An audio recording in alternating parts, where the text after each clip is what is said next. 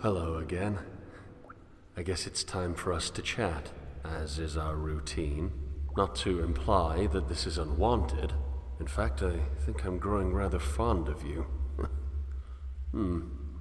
You and I have shared a grand nothingness, and I feel as though your belly is a suitable embassy amidst the unknown above.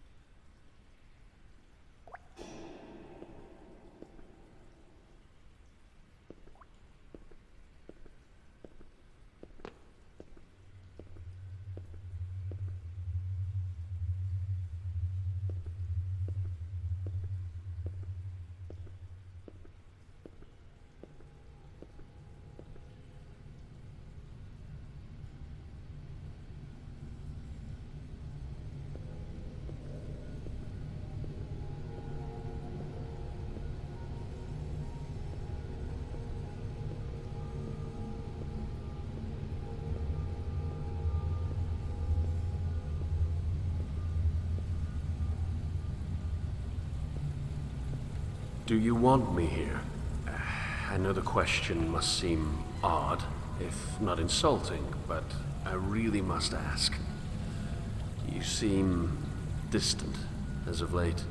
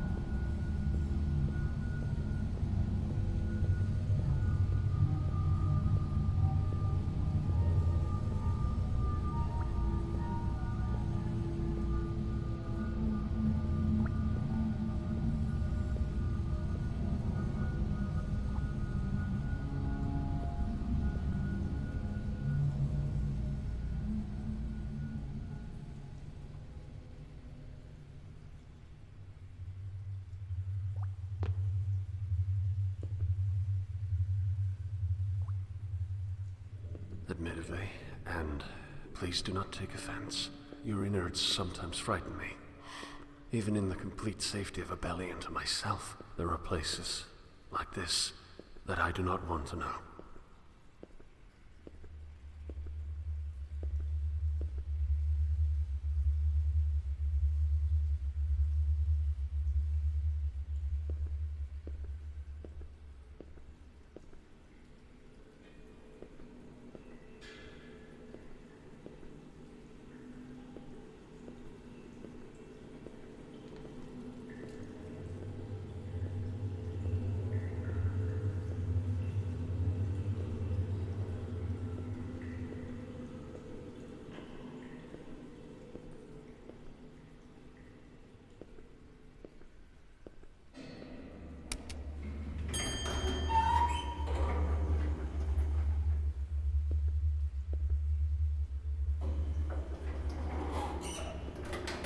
Shall I ascend to your lungs and feel your breath? I think that would be lovely.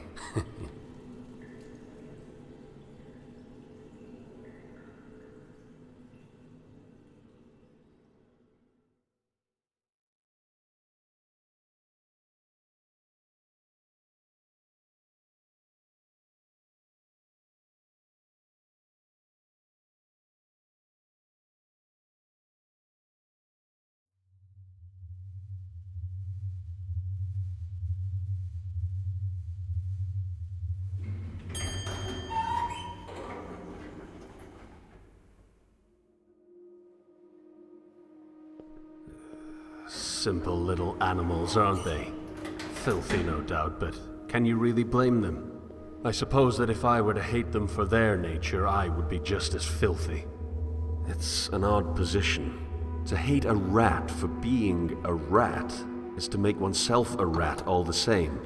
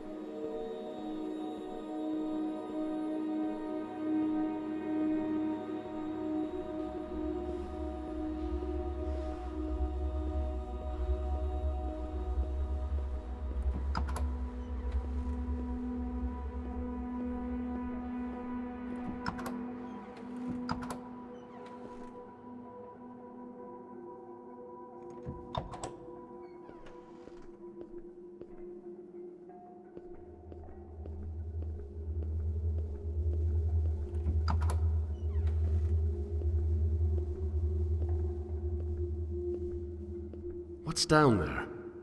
No one ever told me. Not that I know anyone. Apparently, after the Guild took this area from the Order, they felt the need to block off the tunnel leading to an access point dumping into the unclean water.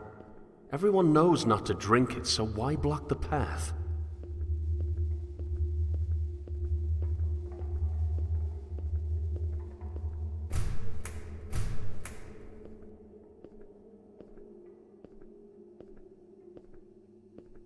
It's funny how they all hoard the same supplies.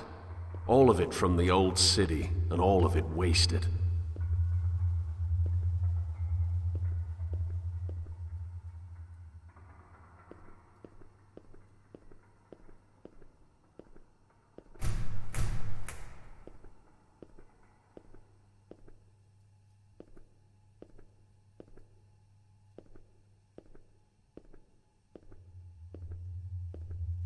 Would you grant me another ascent? I've explored your innards. Let me scale your back.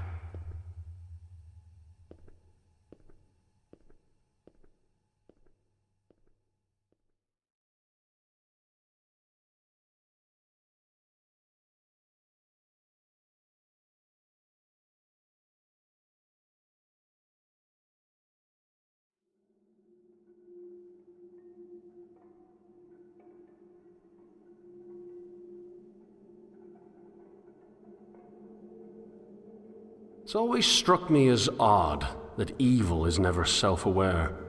I mean, the most horrendous actions, these conglomerate endeavors of warring cabals, are caused by the best intentions.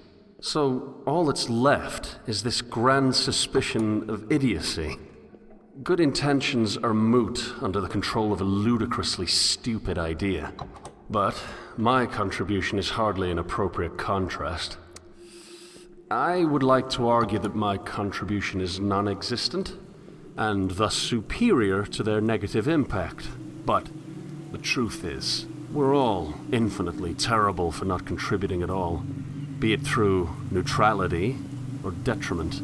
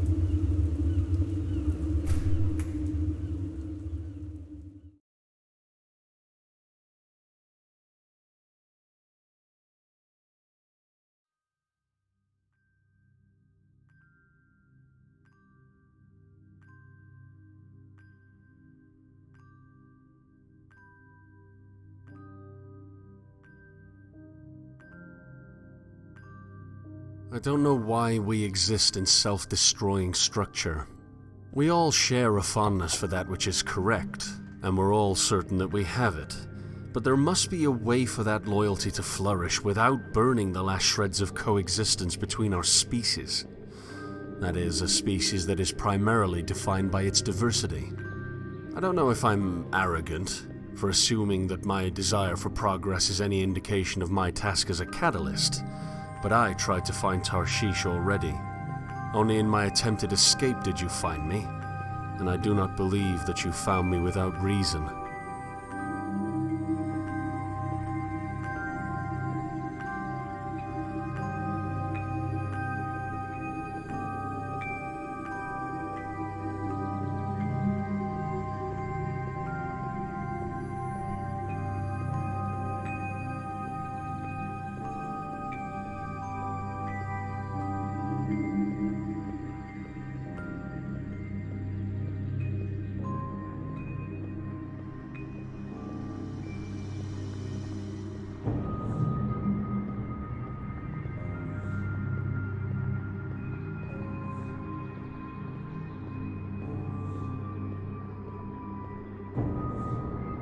These dreams act as mirrors. Like passive portraits of the complexities of the human mind, they paint self, just as ideas paint the universe. Dreams truly are the most honest form of introspection, even if I can only use them as an escape.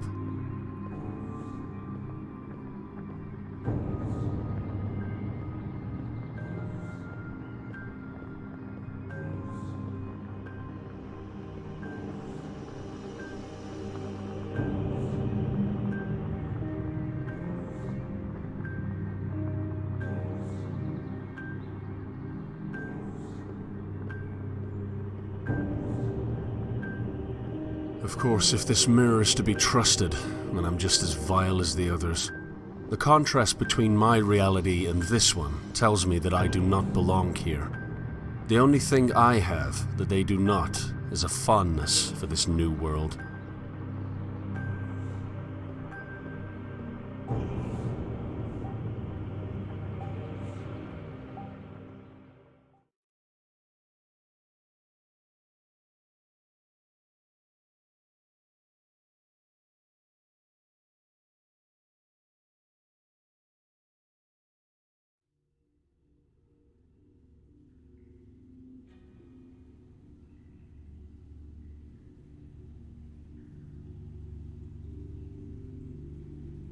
I actually knew the man who lived here.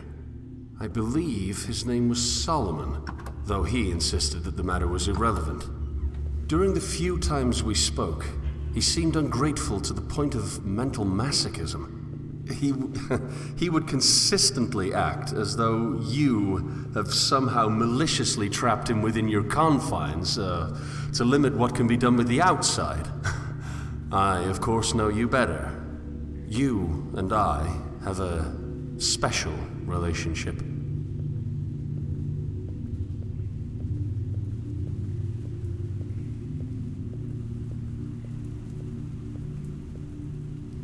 Before the fall, I had access to a monolithic complex of voices. My parents would simply drop me off with the instruction to learn. Vague, certainly, but the uncharted nature of the command provided me the freedom to let my interest plot the course.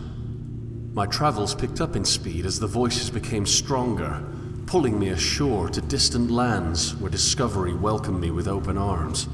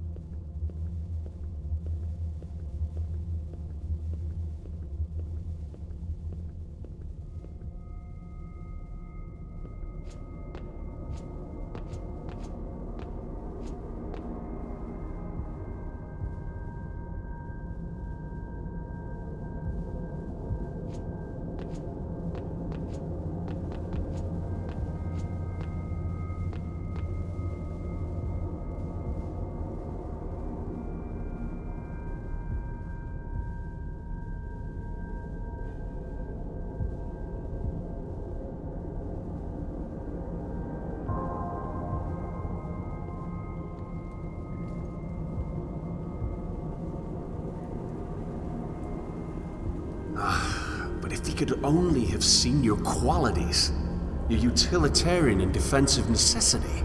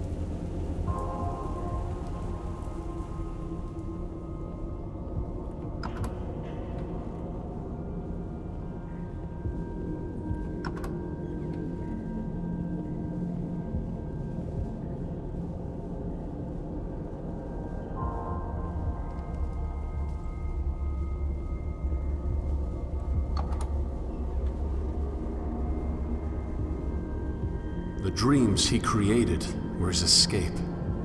I often feel as though they can only function as such. They have a marginal effect, yes, but the required time for any real impact is far too great. Dreams that contribute are a grain of sand on a shoreline far away from here, and Tarshish feels much closer.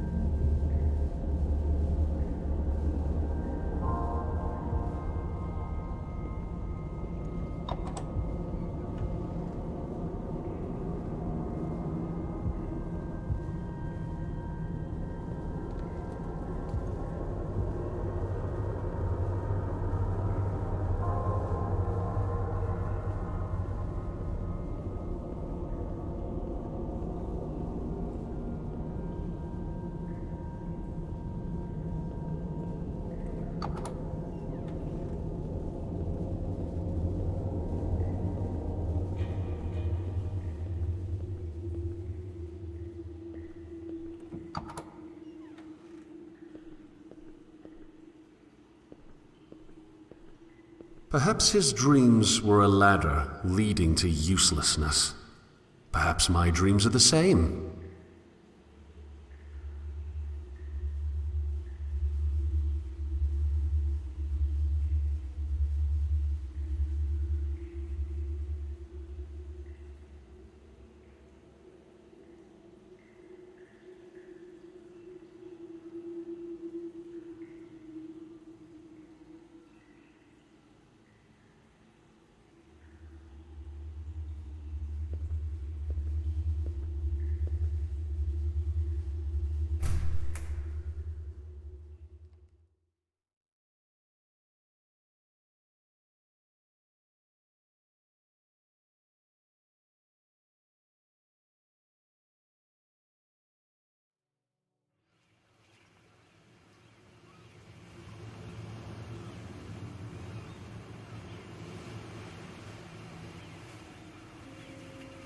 How much do you know of the old world?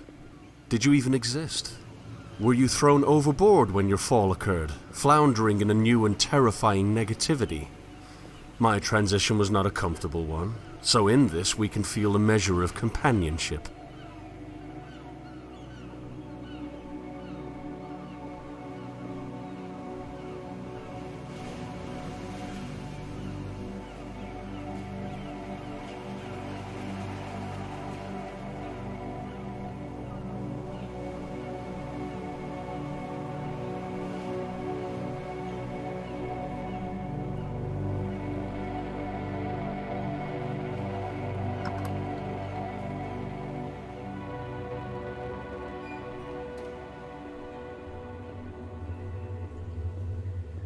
Books on top of books on top of books.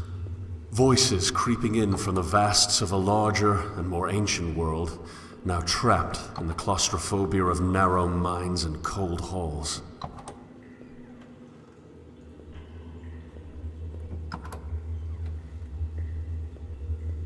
The old world was worthy of the waters that still flow from the inland.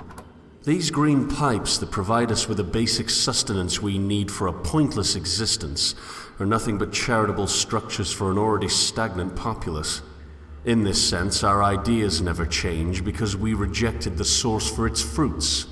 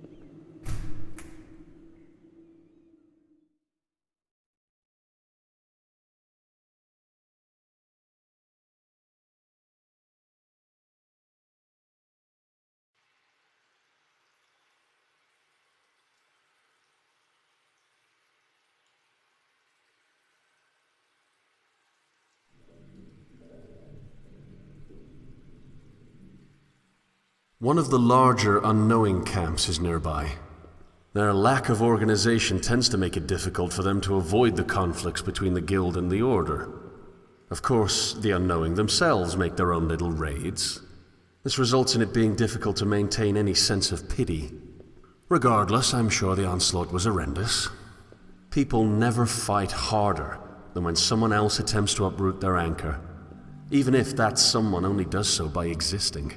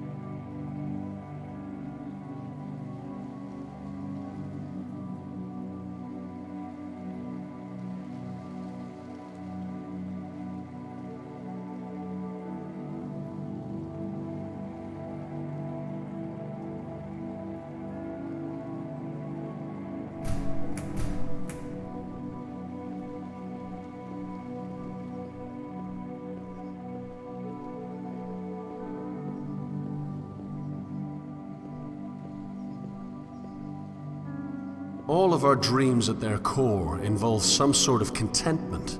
This is the one desire we all share, but is it a goal that really should be met? After finding contentment, what then? Where is there left to explore after the last temporary comforts of happiness have been extracted?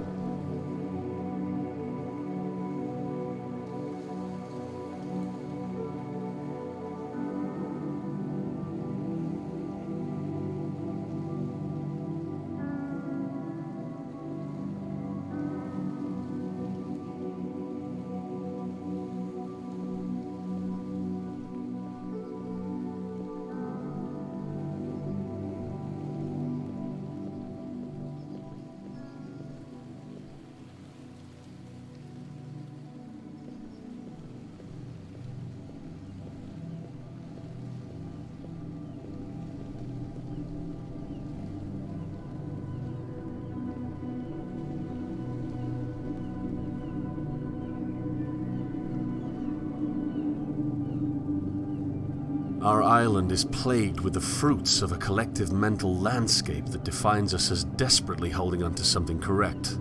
So there is no place to hide, without truly secluding, or perhaps risking, the inland. On some level, I feel as though I cannot blame the dwellers. Their zeal for truth is commendable. They're fighting for something, rather than keeping it to themselves. They're acting, instead of hiding. Still, must cruelty be the manifestation of certainty? If only truth did not need to be compatible with itself. If only we didn't need an anchor to be right. If only we could sail instead of collecting dust on the memories of voyages past.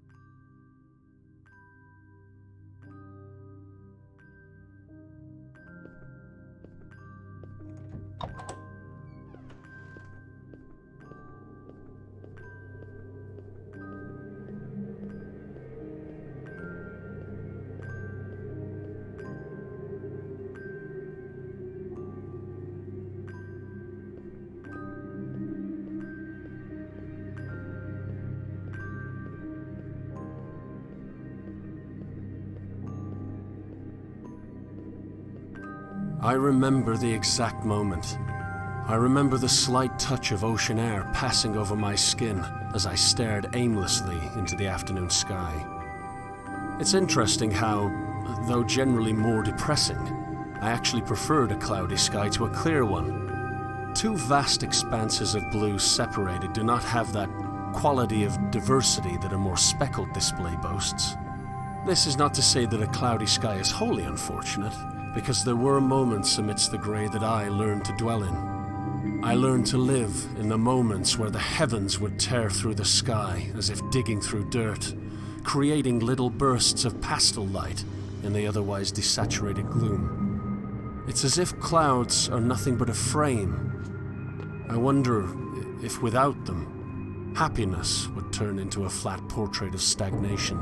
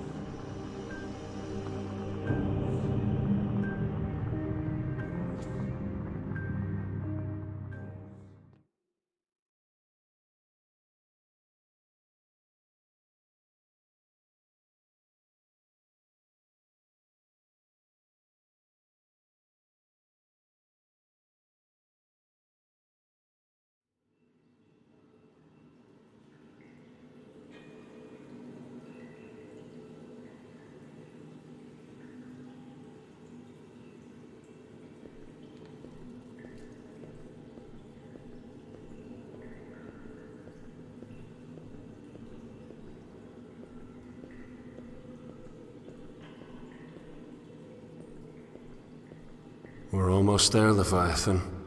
The final step between me and the old city's upon us. I wish I could take you along.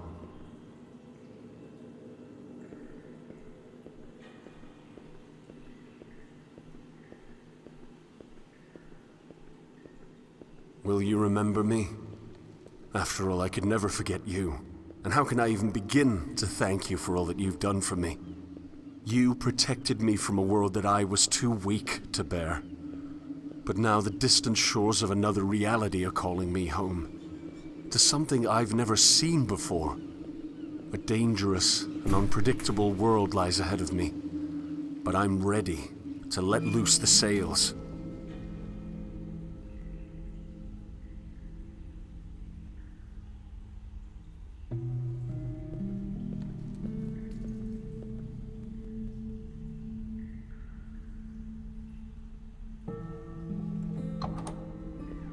My father once recited a poem to me about an older world. I believe it was called Dover Beach. I can still remember the imagery, just the words that escape me. We stood at the shoreline, waves crashing in, each wave eroding yet another piece of what I once believed. I think my father saw what was happening to me. He saw the dwindling of my dreams, the death of discovery. I could no longer rely on ABBA to build my dreams back up. Left with nothing, I convinced myself that there were no dreams.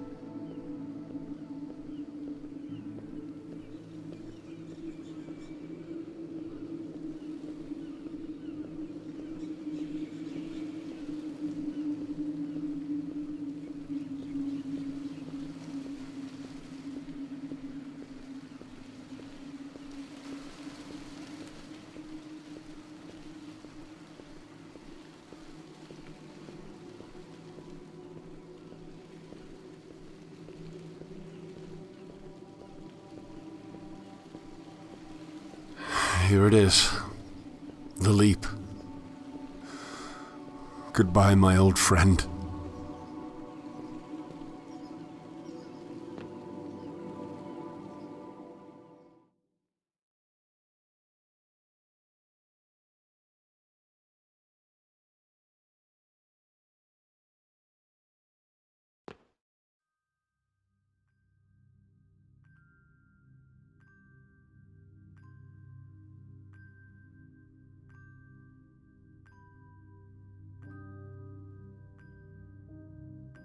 If this final dream before the new is to be trusted, then all life follows the pattern of broken progression.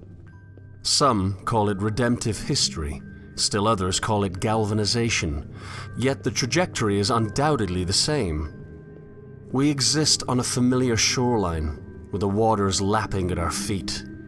We look back and see an explored and thus frozen world. Then, as if subconsciously recognizing the need for change, we dive into a prison of even further inactivity. My prison was my only friend, it seems, but even he saw fit to spit me upon a new shore.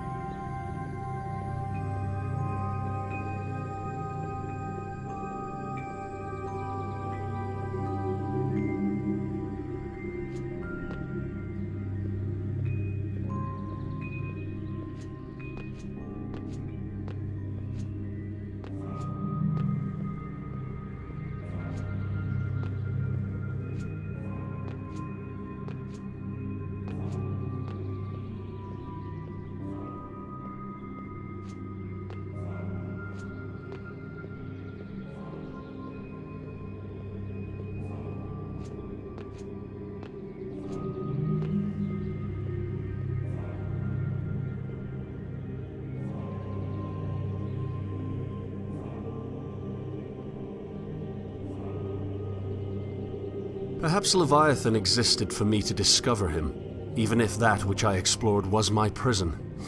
Perhaps I simply needed to see the stagnation before evolving.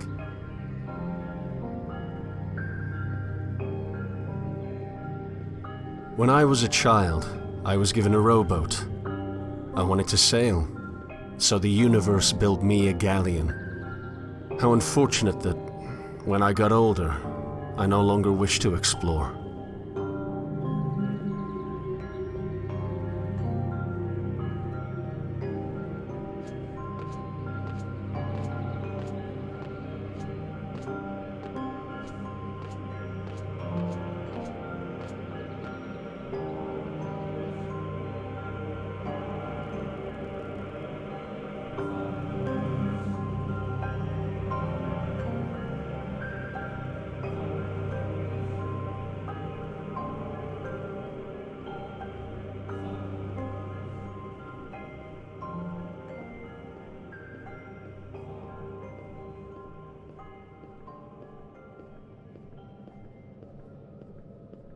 I am going to explore again. I'm going to board my vessel and sail into an unknown world to dream all the more.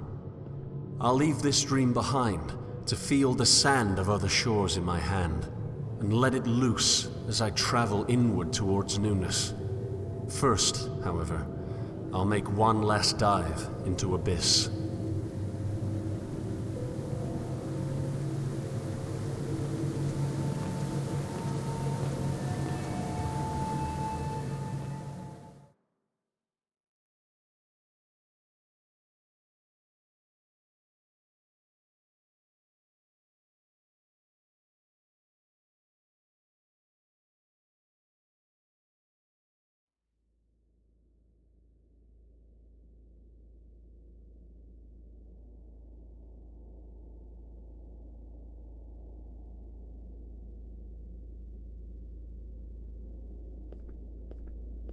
Here lies my captor, the great sleeping fish. My foundation's been disintegrated. I'm left with nothing but void. However, the baby of belief need not be thrown out with the bathwater of certainty. An assertion from an assumption is still an assertion, making any deduction from that foundation subject to critique. I may not be able to deduce from a place that I know to be true, but that which I deduce from my dreams must still be compatible with itself.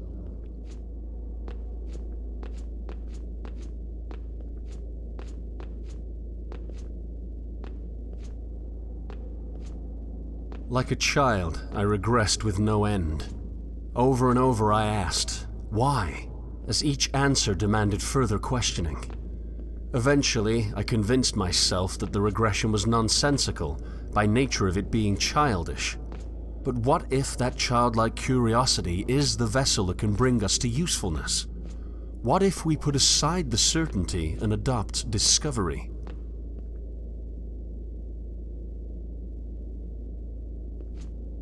I think I was wrong. Dover isn't where my dreams died. It's where one dream took over. I dreamt that I had no dreams. I dreamt that Dover smothered my belief with certainty. In truth, a truth that I cannot know, Dover ran red. The dream of realism created a monopoly of comfortable stagnation that held me hostage until I could do nothing but cling to Leviathan's innards for safety. My belief was not truly killed, it was captured. One belief was deemed more true than another, and I convinced myself that I was correct. I convinced myself that I could be correct. What if this dream's monopoly was disintegrated? What if I could explore a multiplicity of dreams? The Dweller's dreams could function within themselves, from their foundation, as long as the factions recognize that foundation as a dream. What point would there be in conflict if the dreams cannot truly be controlled? They have their dreams and they cannot assert which is superior. So why not sail?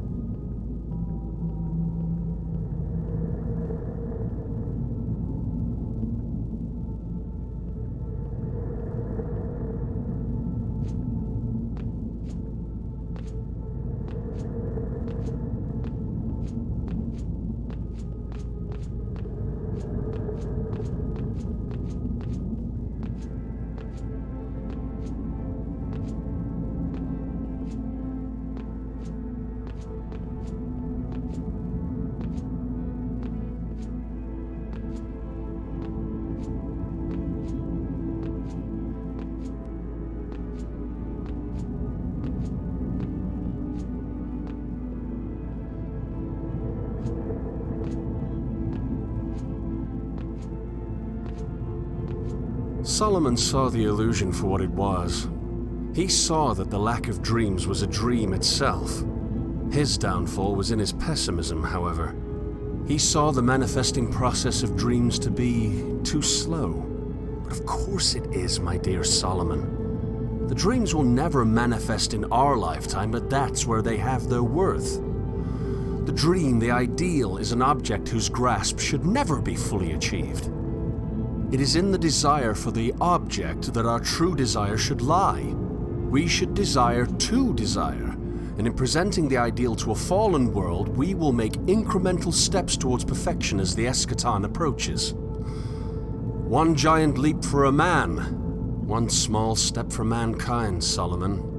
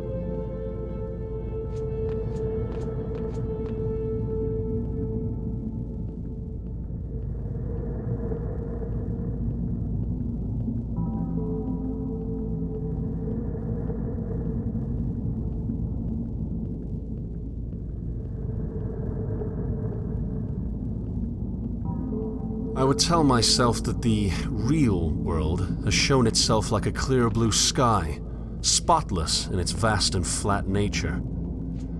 I tricked my own mind into believing that belief itself was not present. Now that the illusion has been revealed, I'm left believing that I can't know.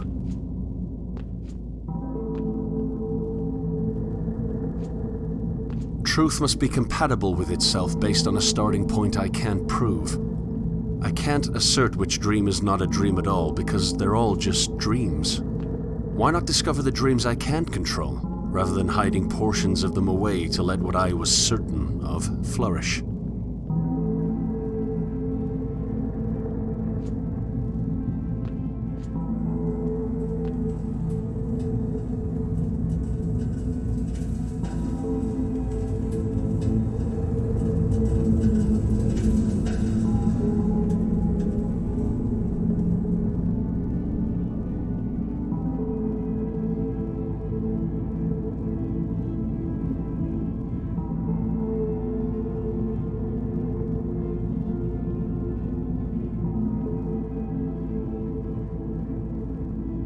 One last look at my cage. One last dive into the abyss of negativity. A terrible world full of terrible people, yes, but that can be changed. Epistemic humility can regress to the deconstruction of stagnation. What I previously thought to be stagnation itself, the lack of any true knowledge, is simply the deconstruction of an anchor, freeing us to traverse the unexplored.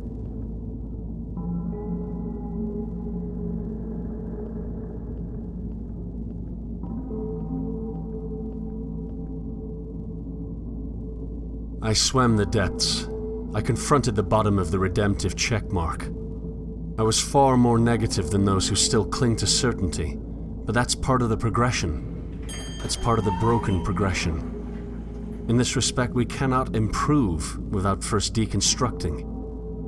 Now, all that's left is to rise to the surface, board my vessel, and set sail for a new and terrifyingly uncertain world. The old city has called, and I wish that more would have the bravery to join me on my journey.